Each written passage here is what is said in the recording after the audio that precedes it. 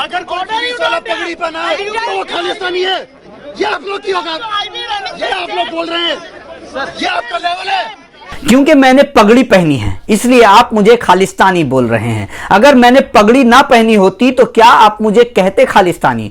जय हिंद दोस्तों, मैं शहनवाज आलम। पश्चिम बंगाल के संदेश खाली में महिलाओं के खिलाफ जिस तरह की घटनाएं सामने आई है उसे लेकर ममता बनर्जी सरकार पर गंभीर सवाल खड़े होते हैं। विपक्ष होने के नाते बीजेपी समेत अन्य पार्टियों को विरोध प्रदर्शन करने का पूरा अधिकार है, लेकिन किसी घटना पर विरोध प्रदर्शन करते आप किसी पुलिस वाले को उसकी पगड़ी देखकर खालिस्तानी बोल सकते हैं क्या?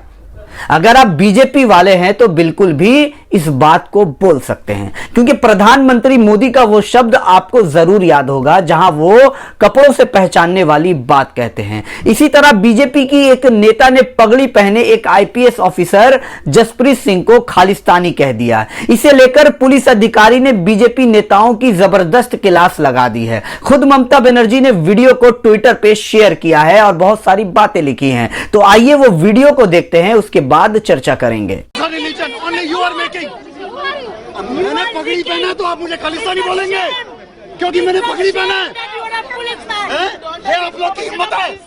अगर पुलिस वाला पगड़ी पहना है तो वो खालिस्तानी है। ये आप लोग की होगा, ये आप लोग बोल रहे हैं, ये आपका लेवल है, ये आप लोग का लेवल है। एक पुलिस ऑफिसर जिसने पगड़ी पहना है उसको आप खालिस्तानी बोल रहे हैं क्योंकि वो अपनी ड्यूटी कर रहा है। सर क्या हुआ सर?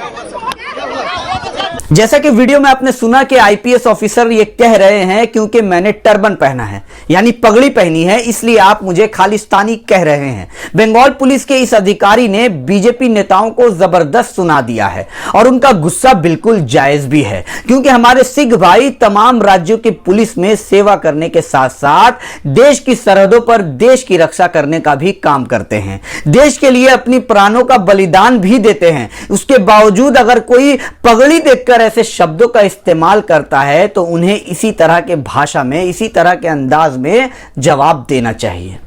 मैं तो कहता हूं कि शर्म आनी चाहिए ऐसे नेताओं को जो किसी की पगड़ी देखकर ऐसे शब्दों का इस्तेमाल करते हैं। आज देश में पगड़ी वालों को खालिस्तानी, दाढ़ी टोपी वाले को आतंकवादी कहना बहुत आसान हो गया है। और इन सारी चीजों का जिम्मेदार कौन है?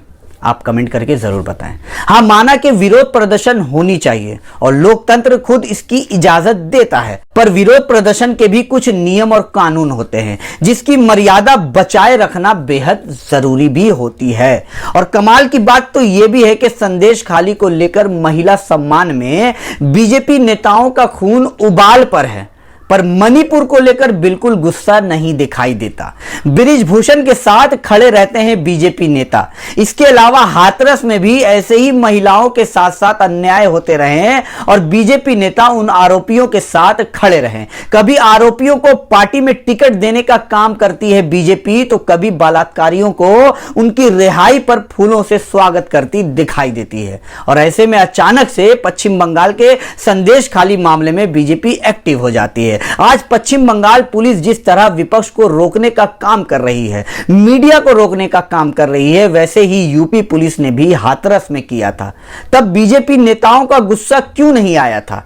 मैं संदेश खाली में हुए घटना को बिल्कुल भी जस्टिफाई नहीं कर रहा हूं। दोनों घटना एक जैसी है, चाहे वो हाथरस वाली हो या फिर पश्चिम बंगाल के संदेश खाली वाली हो। मैं मानता हूं कि पश्चिम बंगाल पुलिस को भी मीडिया को या फिर विपक्ष को जाने से नहीं रोकना चाहिए। अगर कुछ गलत नहीं हुआ है तो आपको क्या छुपाना है? मैं पश्चिम बंगाल सरकार से सवाल करना चाहता हूं। पश्चिम बंगाल पुलिस को भी, पश्चिम बंगाल सरकार को भी रोकने वाली राजनीति बंद करनी चाहिए, बल्कि समाधान पर काम करना चाहिए और कानून व्यवस्था पर काम करना चाहिए। लेकिन विरोध प्रदर्शन में किसी भी नेता को पुलिस वालों के लिए ऐसी भाषा का इस्तेमाल करने का कोई अधिकार नहीं है।